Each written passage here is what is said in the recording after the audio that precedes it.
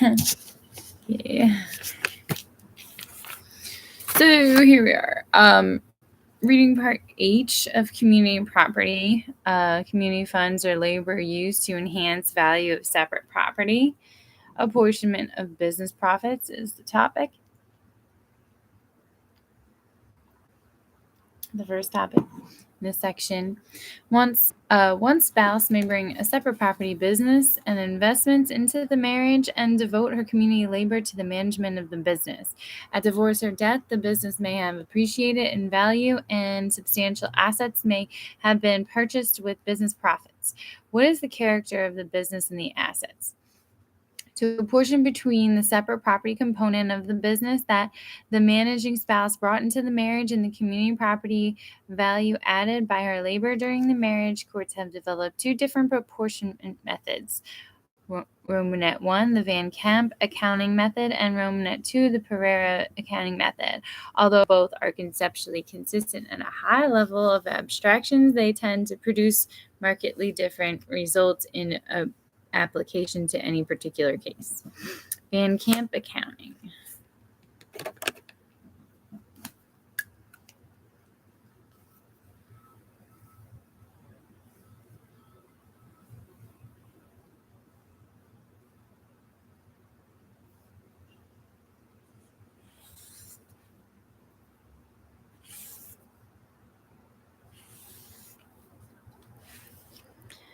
In Van Camp accounting, the manager's services are valued at the going market salary for such services. The family expenses that were paid from business earnings are subtracted from the value of the manager's services. The remainder, if any, represents the community property portion of the business. The rest of the business is separate property of the managing spouse. So really all of that makes up the calculation. So you try to value the inputs, the labor, at a market rate, reduce the earnings that were paid already to the community. And the rest, which is your figure. It's not like a multiplier here. The rest is just all separate property. Pereira accounting, however, begins with the separate capital 100% in this example and imputes a fair rate of return, say 10% each year. The current legal interest rate, thus the separate interest is the 100% principal plus 100%. I'm saying percent, 100,000 principal plus 100,000 interest, which is 10% for 10 years. For a total separate property interest of $200,000, the remainder, $200,000, is community property. Pereira versus Pereira. In Pereira accounting, family expenses paid by business earnings are not subtracted because Pereira accounting starts by calculating the value of the separate property and the residue already reduced by understand this. The way they're explaining this is stupid. Money drawn by to pay family expenses is community property. In contrast, Van Camp accounting starts by calculating the value of the community labor that still remains in the business and the residue is separate property. Thus, Van Camp accounting family expenses are properly taken into account insofar as they were in fact paid from business income. Compound or simple interest in before I move on, I might actually give these formulas from my notes. I'm not making sense out of the way that the book, the outline just described that. So the way that the lecturer explained it to me made a lot more sense. And I'm probably going to write it in the margin.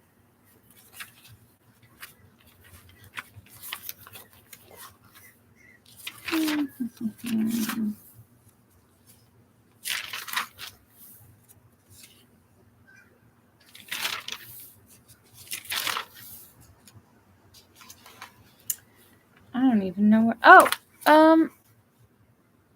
I put those notes on the front page of this outline. So, in Van Camp, it's valuable.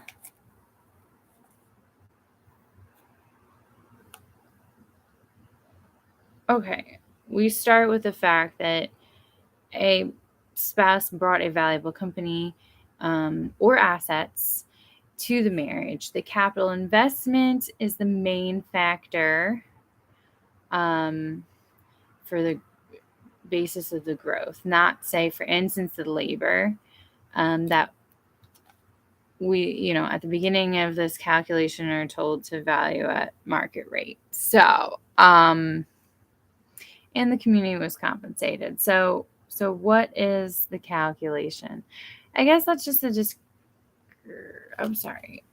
guess that's just a description of what Van Camp is, or at least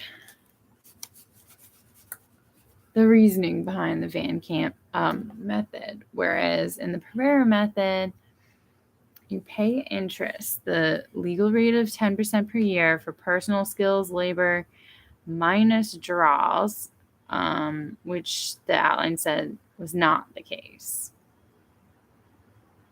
And really, that's what I have written here. I feel like it makes more sense this way, explaining it this way, than the way that the outline just explained it. So I'm gonna go back to that and finish up, the last couple of sections on page 19 or so.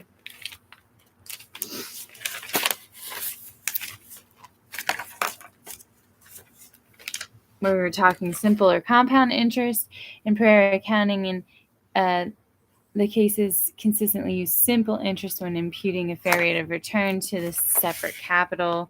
Simple interest may be appropriate when earnings are withdrawn from the business, but compound interest is arguably more appropriate when earnings are reinvested.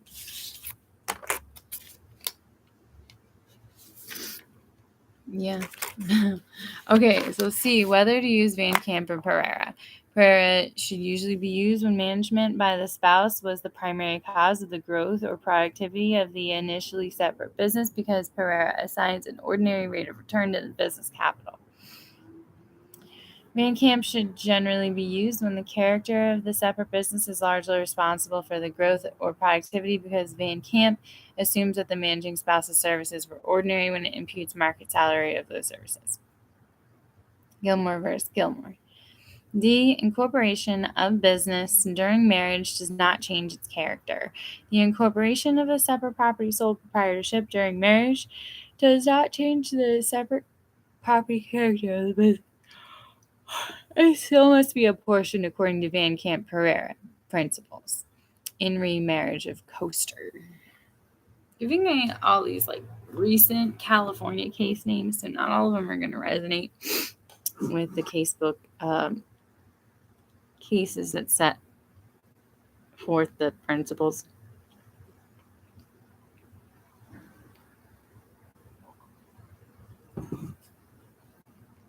For instance, that's California, 1999. Reverse Van Camp Pereira accounting. When, after separation, the managing spouse continues to work in an appreciating community property business, the business must be apportioned at divorce to reflect the value of the community property capital and the managing spouse's separate property labor. Pereira or Van Camp accounting should be used according to whether the labor of the managing spouse or the nature of the community property capital was the primary cause of the business's appreciation in value. This comes from Marriage of Imperato. All right. Community payments that pay off purchase price of separate property. That was an interesting little paragraph right there. Whatever. I feel like that's what we've been doing. I don't know how it's different than what I've been speaking about. Community payments that pay off purchase price of separate property. So this is a whole new part, like part 2, within this section, which, if I remember correctly, was titled something along the lines of community funds or labor used to enhance the value of separate property. So we passed through business apportionment, and now we're talking about paying off, loans that secure separate property. Consider this situation when a couple marries. The wife already owns a separate property home in which the couple resides. The wife continues to make monthly mortgage payments from her wages, which are now community property. Here, community contributions are made to separate property. The result is that the community establishes a proportional ownership interest to the extent that the mortgage payments reduce the principal debt. However, this excludes interest, insurance, tax components of mortgage payments that do not buy into title. From the Marriage of Moore.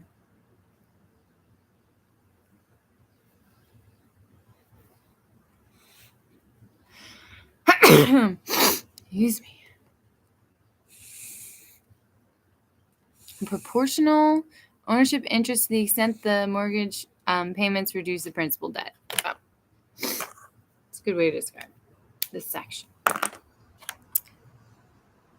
Marriage of Moore. Thus, if the wife purchased the house for $100,000 and the community mortgage payments reduce the principal debt by $20,000, the community would be 1/5 owner of the home. The wife's separate estate would be a 4/5 owner. Appreciation is allocated in proportion to each estate's ownership interest. So this is the Moore method, and now coming into my mind is the Marsden method. So let's see if they talk about that on the next page. But Moore, I suppose, has to do with figuring out what's the fraction, what's the multiplier based on contributions.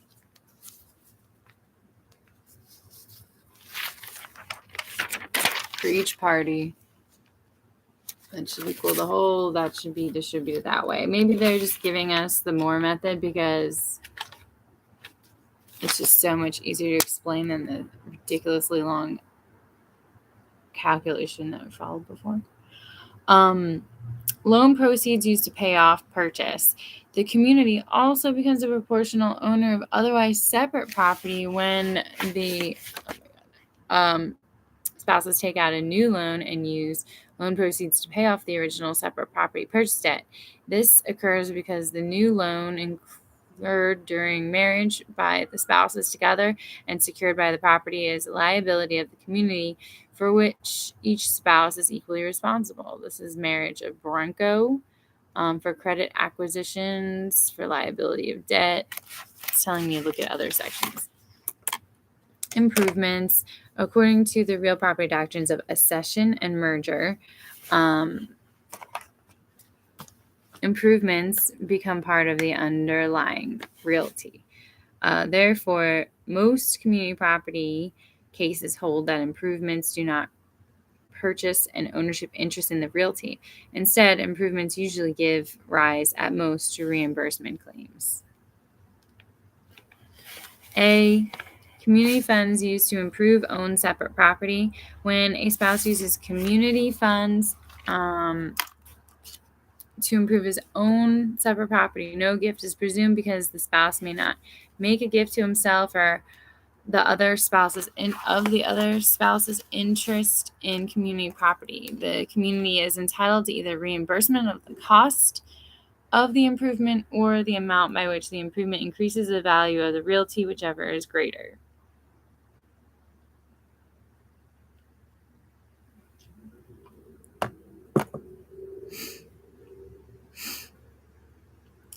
This is to make sure that the separate estate does not profit at the expense of the community. Warren versus Warren. The same reimbursement rule applies when one spouse uses community funds to preserve his separate estate insurance, taxes, and maintenance estate of Turner.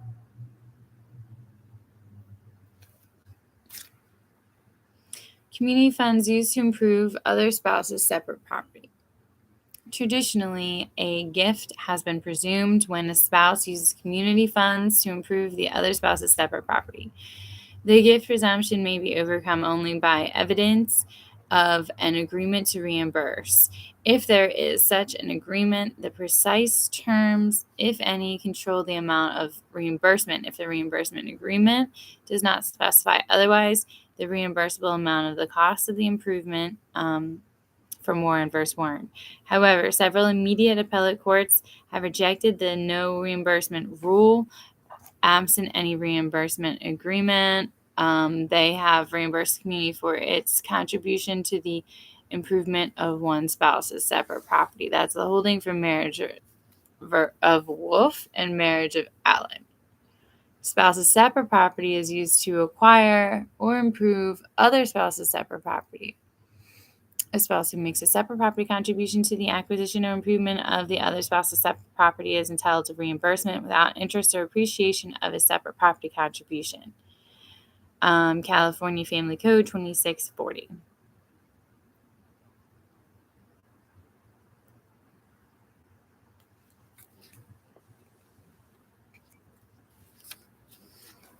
Credit acquisitions. Many consumer purchases are made on credit or with borrowed funds. At divorce, the family home, which is generally the couple's major asset, may have appreciated because of market conditions, even though very little of the mortgage has been paid off. How should the credit component be treated in terms of ownership? Doesn't matter that the debt has not been paid off. If the credit component is accorded a proportional ownership interest, how do we know whether to credit the separate or community estate of the debtor? Purchases made by borrowed funds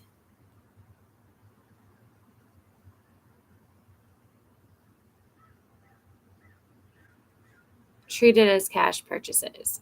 If a couple purchases an untitled asset with both one spouse's separate funds, 20%, and the proceeds of the community bank loan, 80%, the asset is 20% that spouse's separate property and 80% community property. The same is true if only 20% is paid down and the community agrees to pay the remaining 80% in installment payments. In each case, the community's interest may later be eroded if a separate estate actually pays a portion of the purchase price by making subsequent mortgage or installment payments. See more. For family contribution to the purchase price of separate property, the California Family Code section blah blah 2640 for separate contributions to the purchase price of community property and the other spouse's separate property. Next section, determining character of credit or purchase money loan, intent of the lender. In determining the character of credit or a purchase money loan, the usual presumptions apply. Thus, credit acquired by one spouse during marriage is presumptively community credit. To overcome this presumption, for example, to demonstrate the loan proceeds or the credit purchases are a separate property, the borrowing spouse must demonstrate that the lender primarily relied on the borrower's separate property in granting the loan or extending the credit. This is known as the intent of the lender test.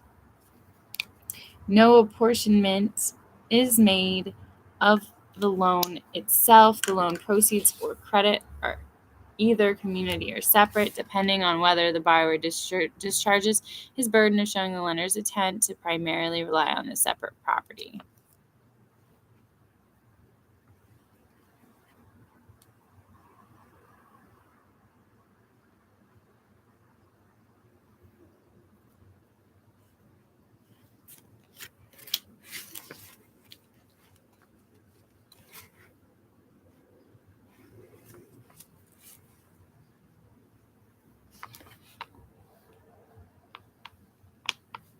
Because credit acquired by one spouse during marriage is presumptively community credit. So to overcome the presumption, you must show the lender's intent to rely primarily on the borrower's separate property. But apportionment may be made of the asset. Personal credit is community property. The personal credit of either spouse during marriage is community property insofar as it is based on earning capacity and personal creditworthiness. And that's probably for the most part what's going to happen with this intent of the lender test. 9 times out of 10, how could you possibly say, okay, the only way you could possibly say that they're relying on the income of one borrower's separate property is if, they have like interest being paid on annuities, or that they had before marriage, or they're having rent paid on property, and it's like so regular that a lender is going to rely on it. Distribution of property at divorce. Jurisdiction of divorce court. The divorce court has power to divide all community property, Section 2550 of the California Family Code, aside from the jurisdiction over jointly titled separate property conferred by California Family Code, Section 2581 and 2650. The divorce court has no power to distribute the parties' separate property unless they both request that the court do so. Huber versus Huber. Requirement of disclosure. Each party must disclose all assets and liabilities in which one or both parties have an interest, as well as all income and expenses. The duty of disclosure is a continuing duty, and each party must immediately update the declaration of disclosure whenever there is any material change. California Family Code 2100 through 2113. The duty of disclosure ends when a final judgment resolves all divorce-related issues. I have one leg up because I read the code in order to write something for legal research. Some research paper. Equal division requirement. Unless the spouses agree otherwise in writing by oral stipulation in open court, the divorce court must divide the community estate equally.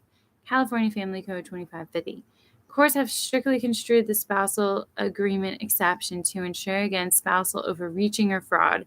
Thus, oral agreements not made in open court are entirely unenforceable, even when there was an ostensible performance of the oral agreement. Marriage of Delaria. When a court divides community property, the norm is in-kind division, meaning as a general matter, each spouse is entitled to a one-half interest in each community asset. Nevertheless, the statutory divorce proceedings allow exceptions to in-kind division.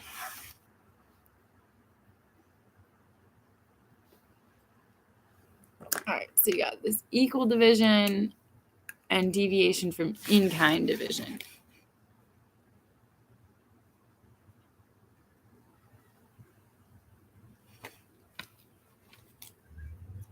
So when a court divides community property, the norm is in-kind division, meaning as a general matter, each spouse is entitled to one-half interest in each community asset. That's what I said. Okay. Not hard, but good it's validated. Not hard to conceptualize, but good it's validated. Statutory divorce provisions allow exceptions to this. So we're going to talk about the exceptions. That's what we mean by deviation from in-kind division. Where economic circumstances warrant. Where economic circumstances warrant, the court may award an asset of the community estate to one party on such conditions as the court deems proper to effect a substantial equal division of the community estate. Section 2601. This division has been held to justify awarding a community-owned asset entirely to one spouse as long as the court makes a total distribution of assets. When 1, 2, 3, and 4, one equal division would diminish the value of the asset or jeopardize one spouse's earnings capacity, such as significant voting stock in a close corporation. 2, loss of family home would uproot the couple's minor children. See Marriage of Duke.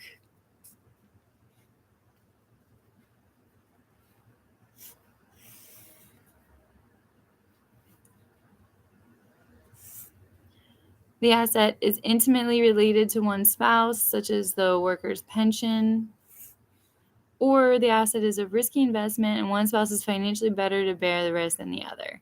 Marriage of Connolly.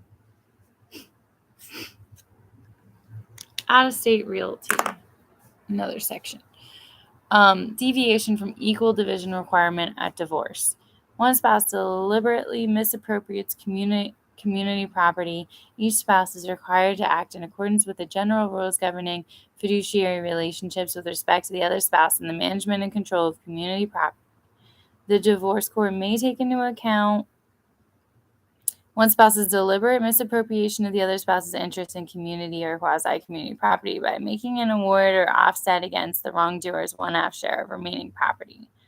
Neither spouse is required to keep accounts during the marriage. Nevertheless, if substantial community funds disappear in the interval between separation and divorce, the spouse who exercised control over those funds will be required to account for them. If he fails to do so, Section 2602, unequal division is appropriate to the extent that an unequal division is insufficient to grant the injured spouse full recovery of her one-half interest in the dissipated funds. She is entitled to a personal judgment against the misappropriating spouse for the remainder. Williams versus Williams. Sorry, I started thinking about something else. So what did I just read there? One spouse deliberately misappropriates community property. All right. This is another sort of risky investment, I think, example. One of them is like not upholding their fiduciary relationships. It's like, or a deliberate misappropriation.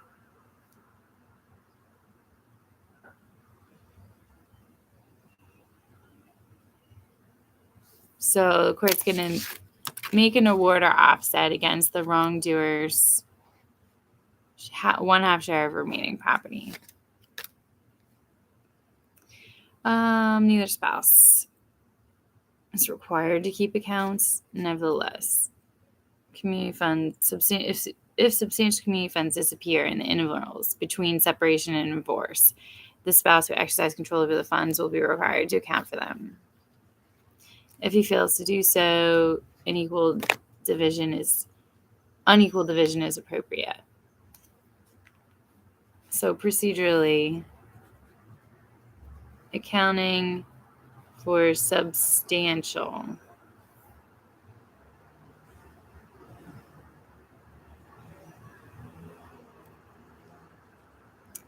loss between separation and legal divorce.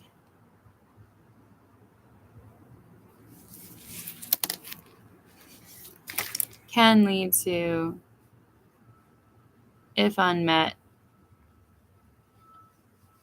there's an unequal division.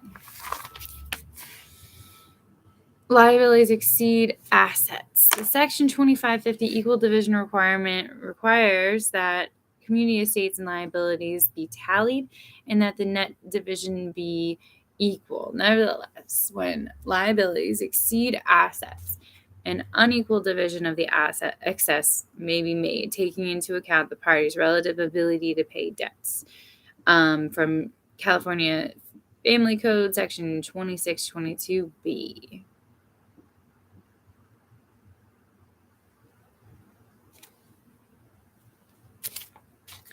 These people are like insolvent. Insolvency can justify like unequal division.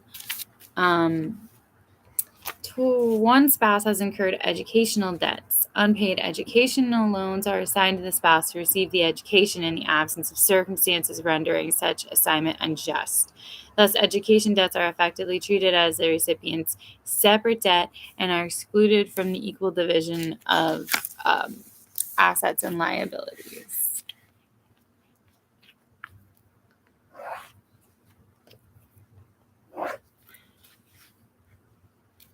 Now, tort liability not based on activity for benefit of the community.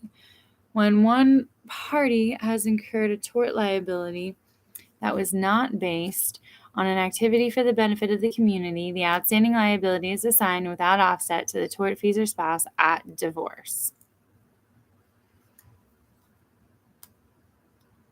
California Family Code 2627. Separate debt has been incurred. Separate debts are assigned without offset to the spouse who incurred the debt. Separate debts include debts incurred by either spouse before marriage, debts incurred by either spouse after entry or judgment of dissolution of separation, debts incurred by a spouse during marriage and before the date of separation that were not incurred for the benefit of the community, and debts incurred after separation by a spouse for non-necessaries of that spouse or minor children of the marriage. And last, if one spouse receives community estate personal injury damages. At divorce, a community estate personal injury recovery is awarded entirely to the injured spouse unless the interests of justice require otherwise. In no event shall the injured spouse receive less than one half. See, I feel like this conflicts something I read at the very beginning of this outline, where it mattered when the tort occurred.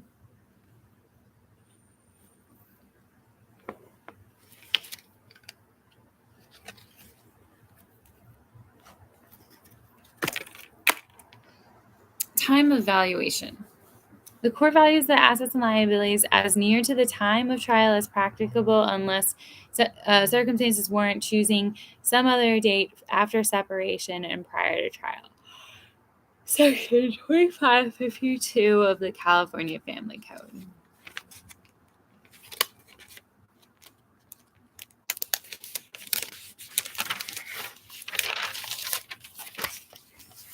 Community assets not distributed at divorce. A community asset that is not mentioned in the pleadings as community property is left unadjudicated by the divorce decree and is subject to future litigation. Thus, a divorce decree has no res judicata effect with respect to community assets that are not listed in divorce proceedings, nor does the decree have any res judicata effect with respect to community assets that were mentioned in the pleadings but were not distributed by the decree. The claimant's remedy is to file a post-judgment motion to distribute the omitted asset. In such cases, the court must divide the omitted asset equally unless the court finds that the interests of justice require an unequal division. So, another way to put this is that the family court retains jurisdiction.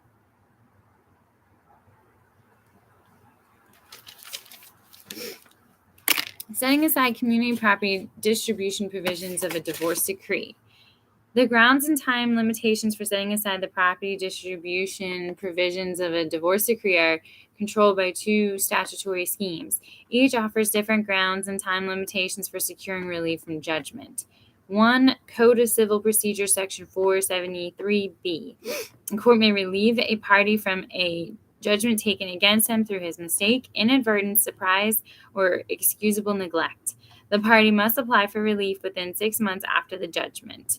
Under Section 473B, relief is liberally granted. However, once the statutory 6-month period expires, the public policy favoring the finality of judgments takes precedence. After 6 months has expired, case law has limited the grounds for relief to those cases where a party has effectively been prevented from presenting its case to the court. Extrinsic fraud or mistake is sufficient to relieve a party from a judgment, but intrinsic fraud or mistake is not. So they're going to tell me the difference, or at least they're going to define what extrinsic fraud is. I'd like to know what intrinsic fraud is. It looks like they're going to talk about that too. Extrinsic fraud requires a party be deprived of his day in court, as when a party is kept in ignorance of the proceeding by the facts of the other party, and when the party's attorney sells out his interest to the other side. Representation of the value of community property is at most an intrinsic fraud. So that's your difference. Where's my highlighter?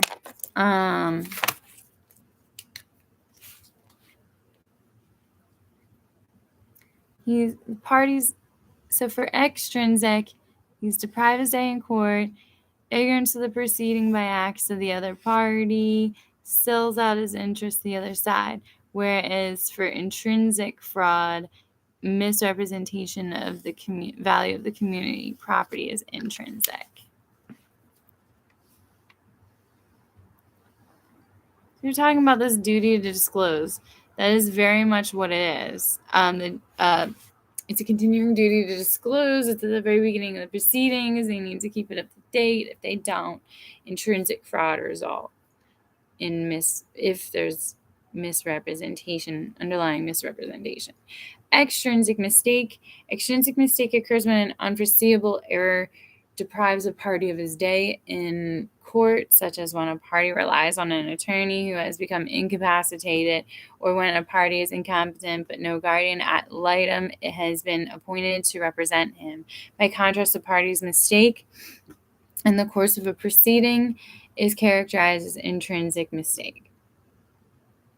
So the contrast is mistake in the course of a proceeding is characterized as an intrinsic mistake, whereas extrinsic is an unforeseeable error. Deprives the party of his day in court,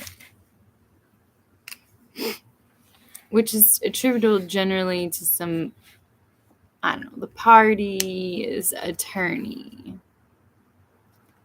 guardian.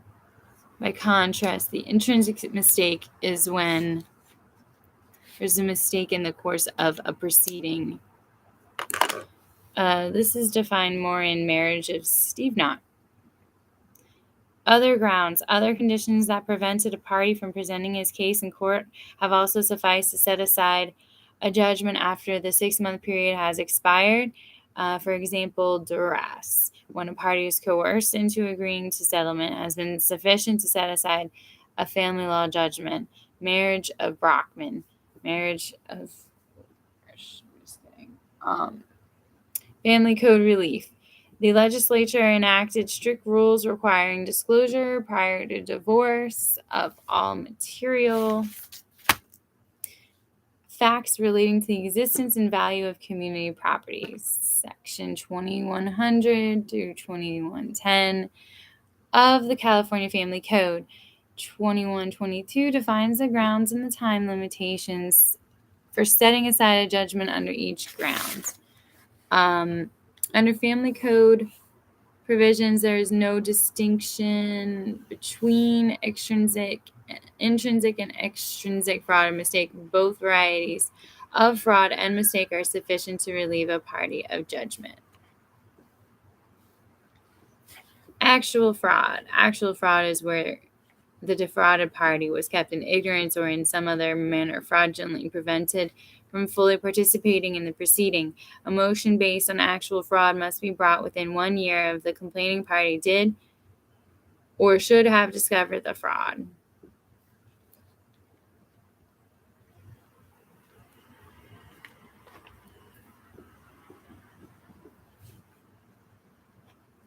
Perjury. Perjury is a misrepresentation in the required declarations of disclosure. A motion based on perjury must be brought within 1 year of the complaining party did or should have discovered the perjury.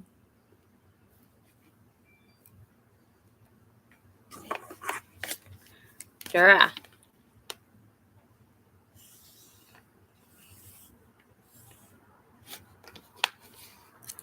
A motion for duress must be brought within 2 years after the date of entry of judgment. That's weird. How do you get more time for to identify duress and do something about it? They know that the person who is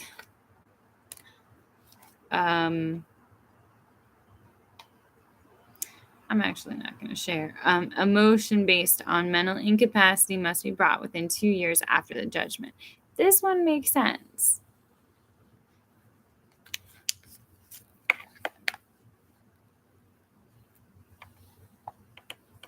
Mistake. Most divorce distribution judgments are stipulated by the parties rather then adjudicated by a court after an adversarial proceeding. With respect to such stipulated judgments, a motion based on mistake, either mutual or unilateral, may be brought within 1 year after entry of judgment. Wife's listing unknown as the value of one of her pensions and giving an outdated value for another unwarranted or warranted husband's belief from a stipulated judgment, distributing community property, even though wife may have committed neither fraud nor perjury. Her behavior caused husband to be mistaken about the value of her pensions, which was far greater than he believed when he consented to the property settlement, awarding pensions to the wife.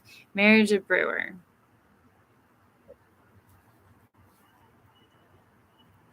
Failure to comply with disclosure requirements. A motion based on failure to comply with disclosure requirements of the Family Code can be brought within 1 year SOL, within 1 year of the date in which the complaining party either discovered or should have discovered failure to comply.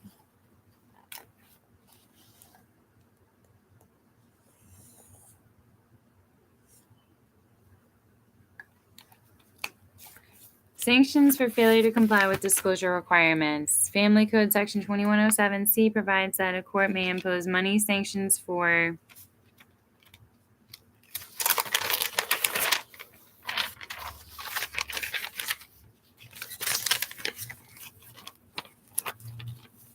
non-disclosure in an amount sufficient to deter repetition of the conduct.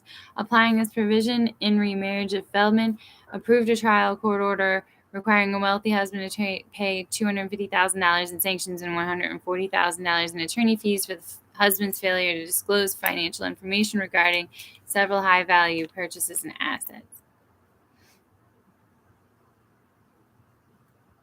So you get some sanctions and attorney's fees for this behavior.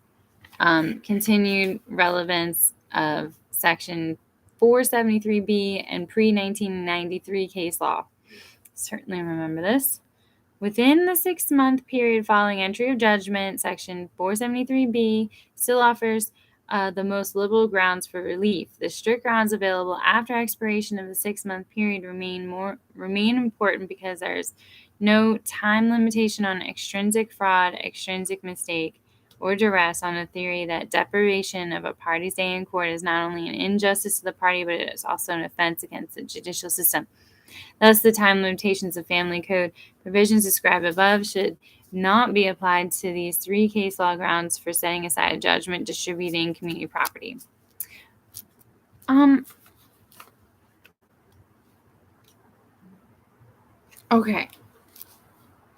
Okay, so I think what they're trying to say is, like, today, intrinsic and extrinsic fraud is treated this way, and then this still applies, even though it's 1993 and earlier.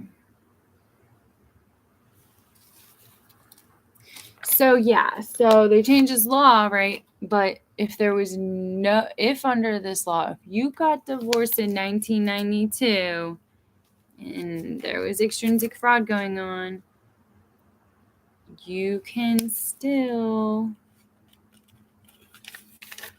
obtain relief for the fraud. How? What do you gotta do? Some type of motion set aside, I guess. Voidable transfers made pursuant to marital settlement agreement.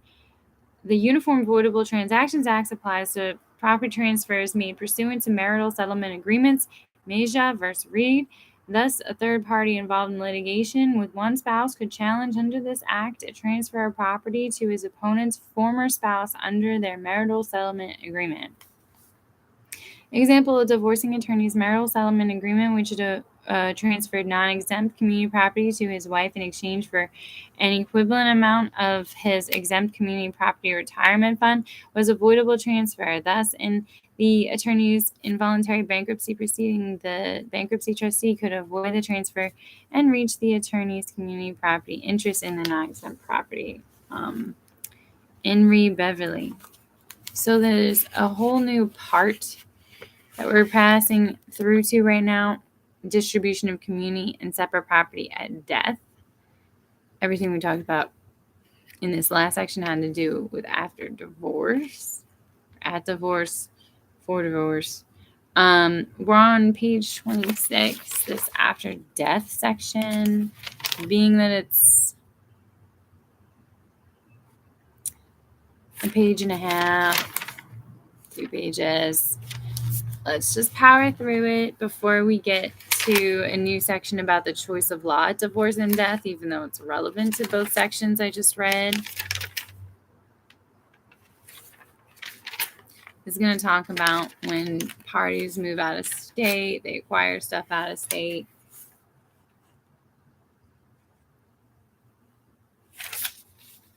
So just go as far as we can. So the distribution of community and separate property at death. Disposition by testamentary transfer. A married person or person in a registered domestic partnership may transfer one half of the community property and all of his separate property by will. The surviving spouse owns the other half of the community property. California Probate Code 100. Other transfers are treated as testamentary transfers. Unauthorized inter vivos gifts of community property.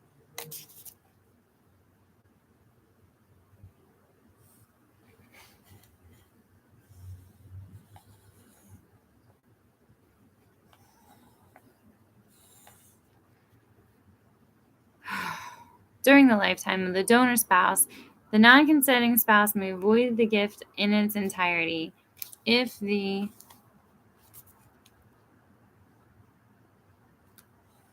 these are unauthorized gifts of inter vivos during life gifts of community property.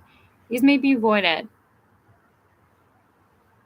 During the lifetime of the donor spouse, the non-consenting spouse may void the gift in its entirety. If the non-consenting spouse does not void the gift during the donor spouse's lifetime, at the death of the donor spouse, the unauthorized inter vivos gift is treated as valid testamentary transfer of his one-half interest in the community property. Thus, after the donor's death, the surviving spouse can recapture only her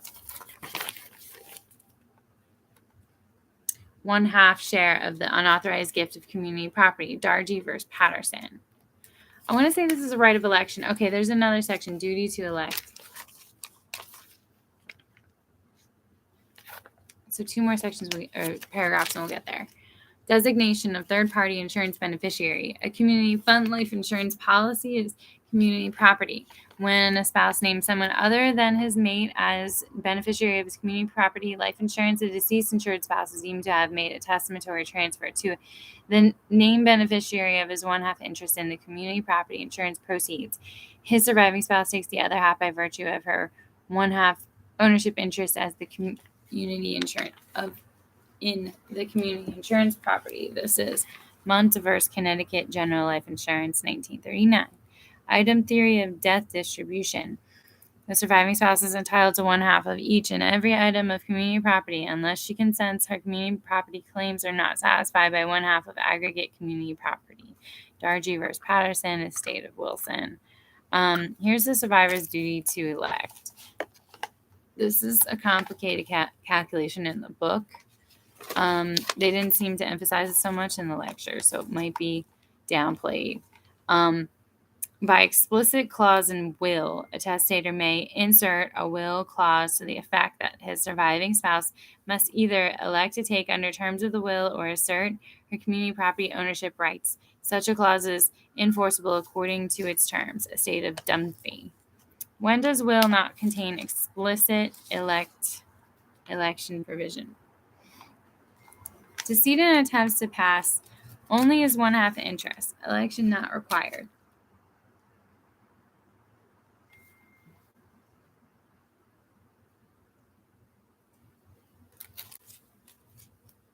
When there is no explicit election clause, the surviving spouse may assert both her community rights and her rights under the decedent spouse will as long as this behavior would not upset the decedent's testamentary plan.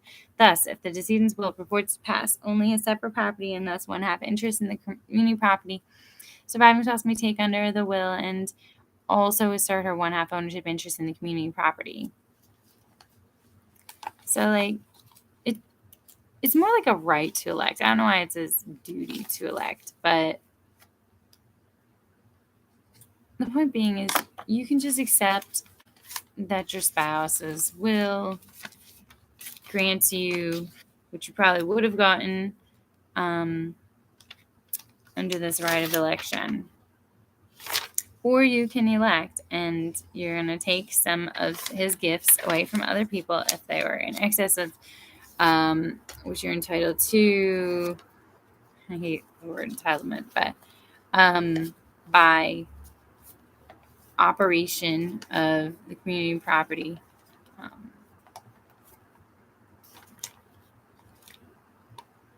regime.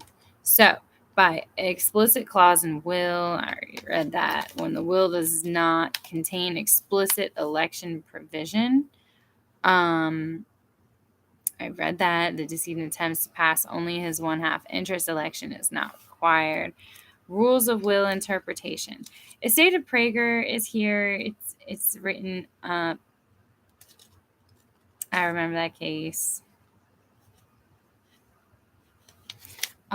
Rules of will interpretation. What the heck? In the absence of anything in the will that shows a contrary intent or leaves only one child or the issue of a deceased child, or 2, no issue but a parent or parents or their issue or the issue of either of them. In 1/3 to surviving spouse. Decedent separate property passes 1/3 to the surviving spouse when decedent leaves. 1, more than one living child, or 2, one living child and the issue of 1 or more deceased children, or 3, the issue of 2 or more deceased children. So they just short shrifted this section so bad. I can't even tolerate. I've got all these notes from class. This was like something that I did so frequently. Schools and trusts. Something that I did so frequently that I'm not going to just let this fly. They're referring to what case now?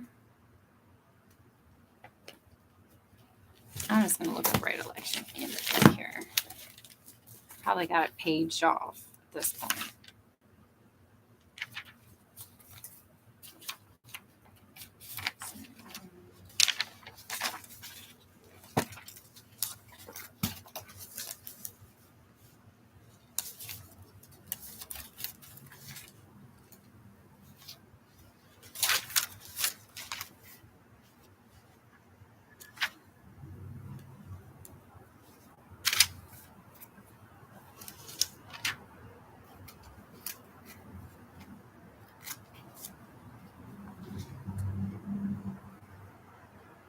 I mean, we start getting to the probate code on and like the 600 page of this book, and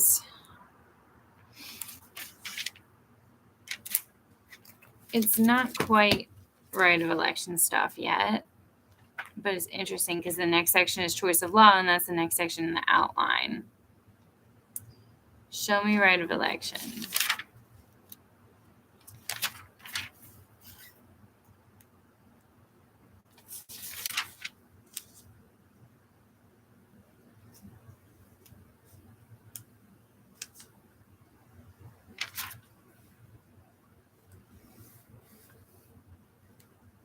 Ah, 614. My favorite number.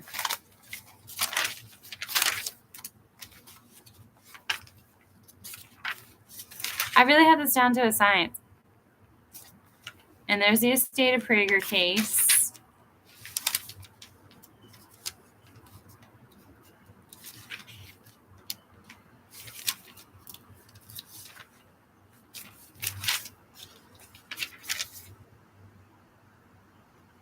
I'm literally not seeing the calculation. And there's Dargy versus Patterson.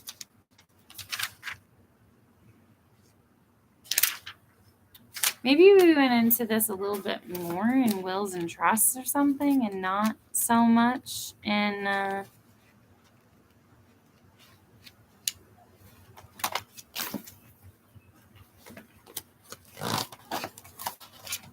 in this class. Actually, that's probably right.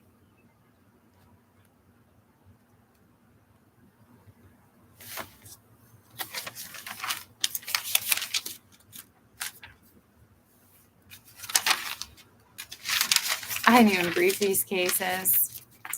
Yeah, so we went into it like crazy in wills and trusts, but not in community property. So it's probably more of a separate property concept, I suppose. Got my wills and trusts binder right here.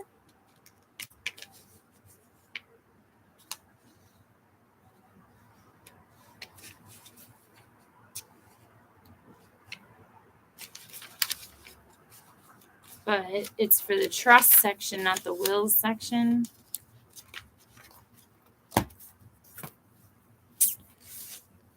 All right, so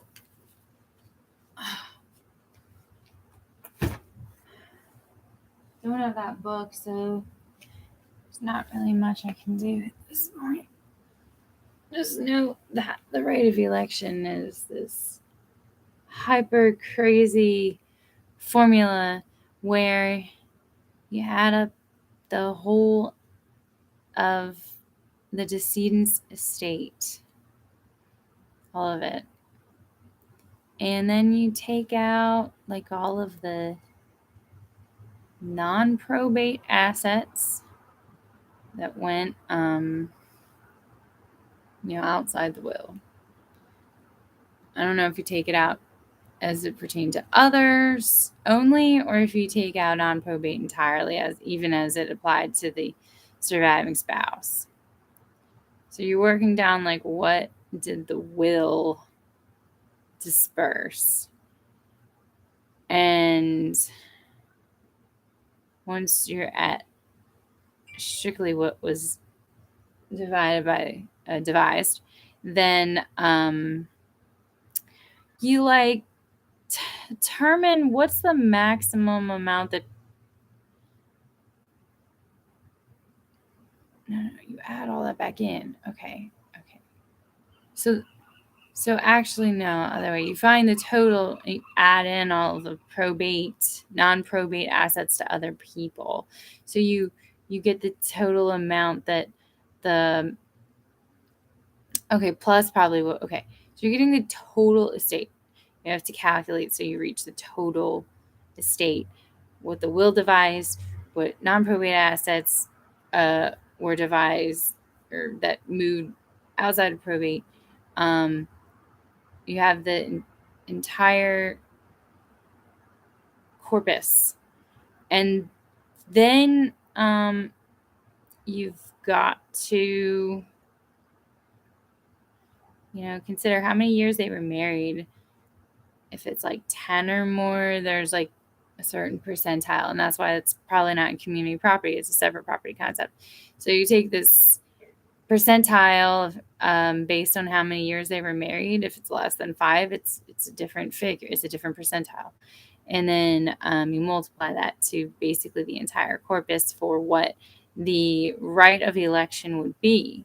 If it is higher than what was actually devised to the surviving spouse, then the surviving spouse can elect to take that which, based on the number of years they were together, would have, by operation of law, if the person's entire corpus had went by intestacy, elect that rather than what was actually devised to her or him.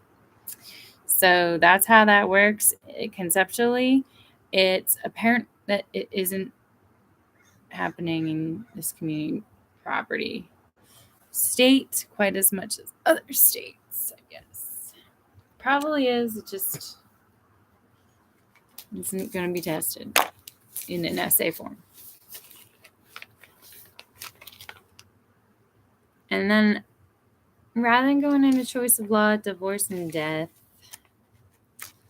let's see how long is this. It's a little long. You got like 10 more pages in this whole outline just about. So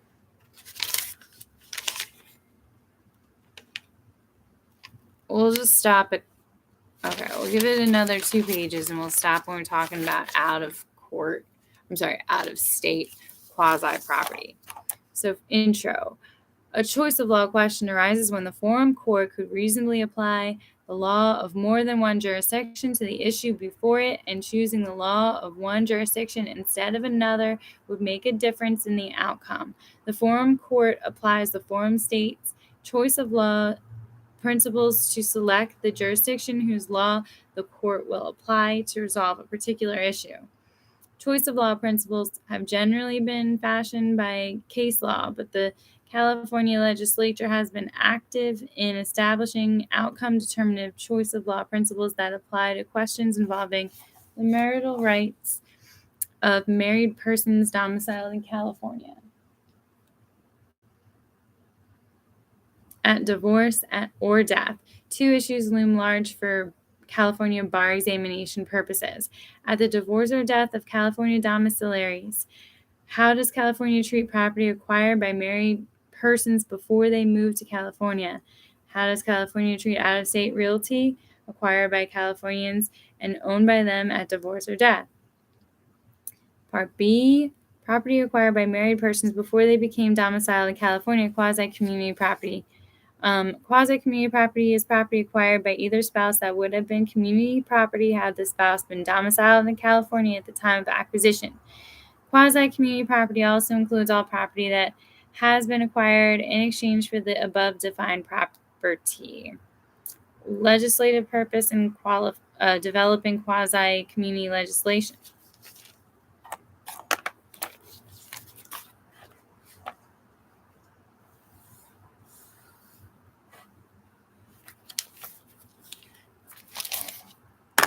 The legislature was concerned about the economic well-being of divorced and widowed California domiciliaries.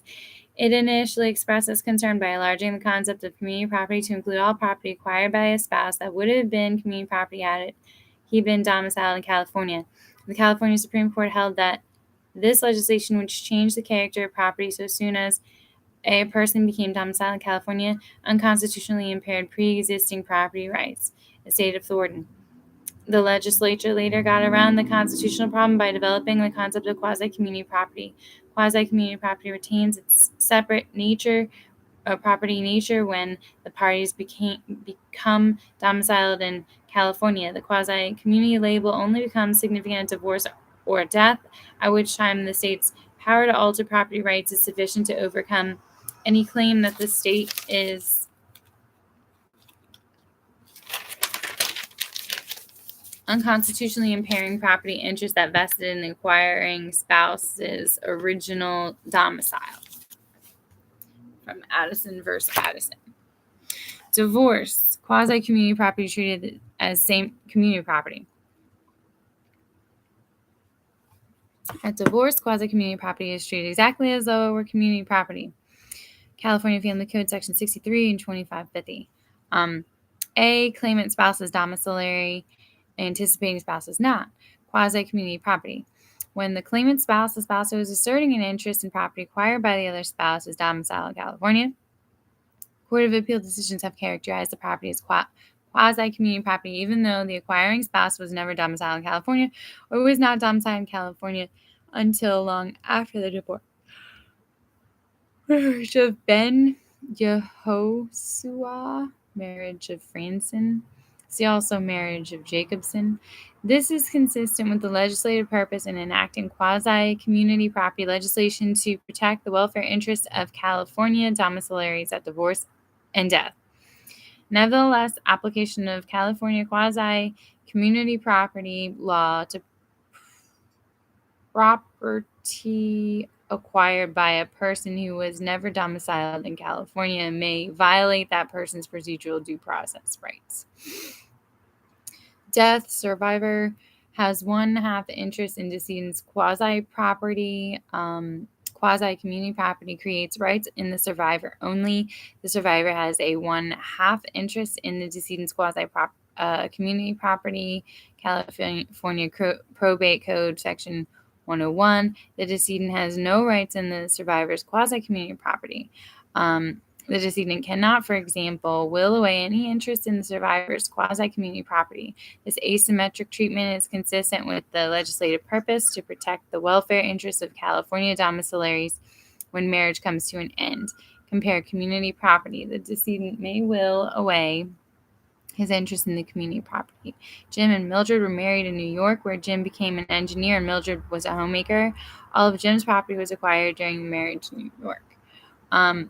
And Jim put all the property in his name alone.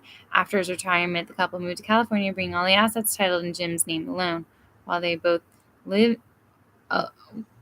they are both alive in California, the property is Jim's quasi-community property. If he dies first, Mildred, as a survivor, has a one-half interest in Jim's quasi-community property.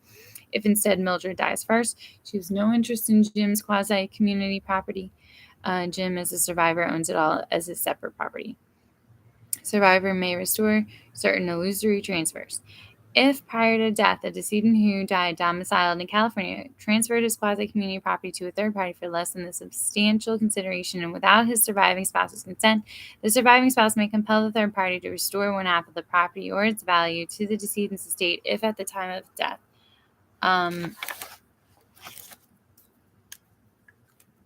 decedent reserved any of the following rights in the property: the right to income, the power to revoke, consume, invade, or dispose of principal for the decedent's own benefit, or the right of survivorship. California Probate Code 102 for discussion in wills and trusts.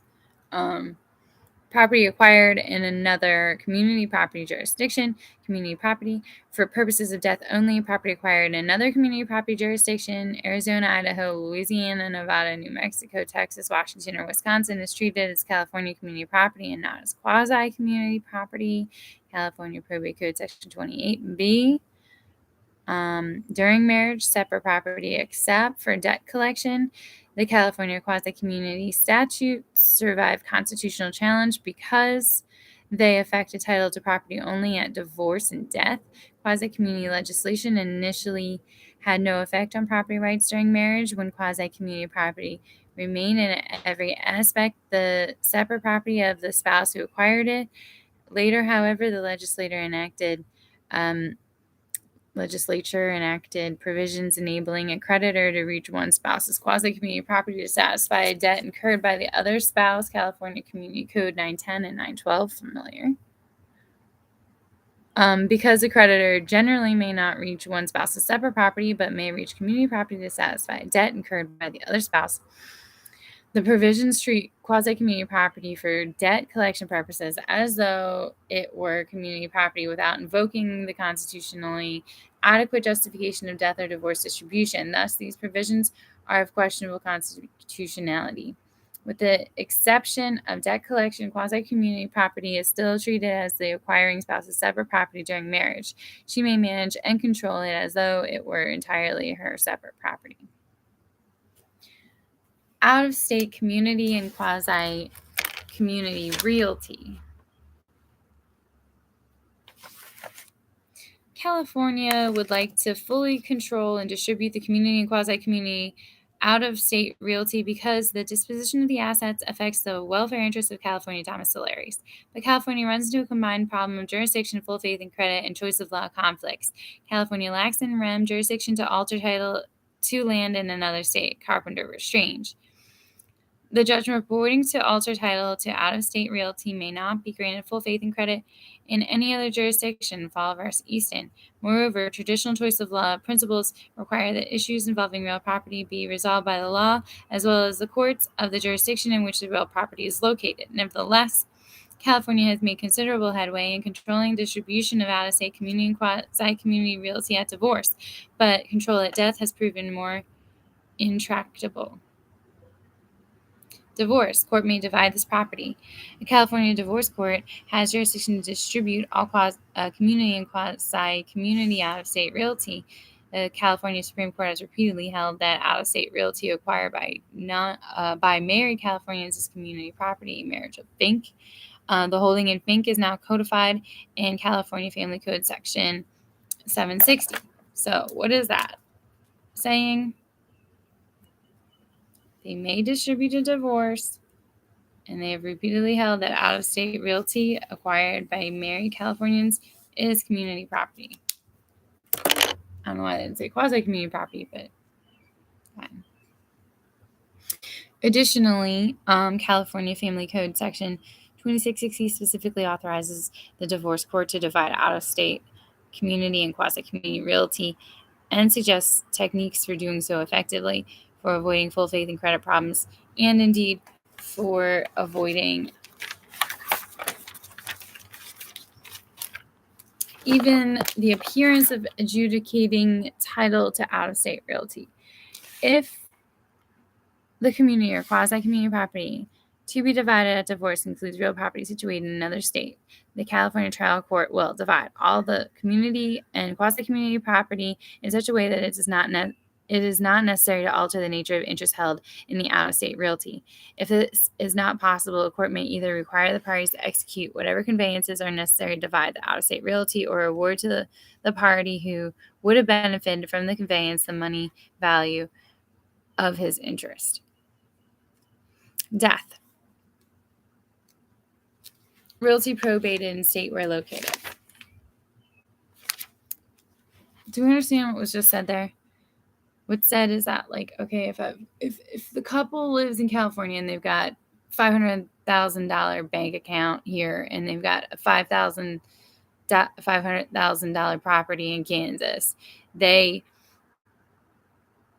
maybe can't force a sale in Kansas, and they can't force somebody to force a sale in Kansas, maybe by judgment, because they're lacking the in rem jurisdiction. So what they can do is they can just say, you take that property and this one takes the bank account. If the bank account's only $250,000 here in California, then what they could say is, you take the money in the account and you also take $250,000 from the spouse who takes the property, and that spouse can figure it out, how they're going to come up with the money. They can sell it or they can get it a loan.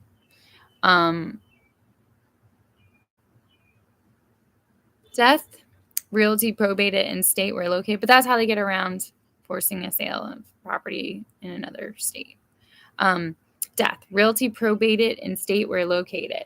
The California Probate Code provisions defining community and quasi-community property include all personal property wherever situated, and all real property situated in this state. That's from California Probate Code Section 28 and 68. The statutory language should not be read to exclude out-of-state realty, because the California Supreme Court ignored identical statutory language in holding that out-of-state realty acquired by Californians is community property for purposes of divorce distribution from marriage of Fink. Nevertheless, the lack of personal jurisdiction over the decedent compared to divorce and the structure of traditional probate practices have deprived California probate courts of effective control over out-of-state realty. Out-of-state realty is normally probated and ancillary administration in the state in which the realty is located according to the laws of that jurisdiction. And we're going to talk about that in wills. Out-of-state realty exchange for personalty or California realty. When a spouse owning out-of-state realty that would be community or quasi-community, if it were located in California, exchanges that realty for personalty or for California realty. I think I just talked about that. The new property is community property or quasi-community property, as the case may be. The out-of-state realty origin of the new property is immaterial. See California Probate Code 2866. This is because the exclusion of out-of-state realty is essentially jurisdictional rather than definitional. And Part D, California probate treatment of realty owned by out-of-state decedents. When an out-of-state domiciliary's will is submitted for ancillary probate in California to dispose of the decedent's California realty, the surviving spouse has the same right to elect against the will as she would if the real property were situated in decedent's domicile at his death. California Probate Code 120. In other words, as a matter of choice of law, California applies the law of decedent's domicile to the disposition of his California realty. So the next large part of the outline is going to be property relations of persons who live together in marriage-like relationships but are not legally married. This is your Marvin case. get into that next. Page 32.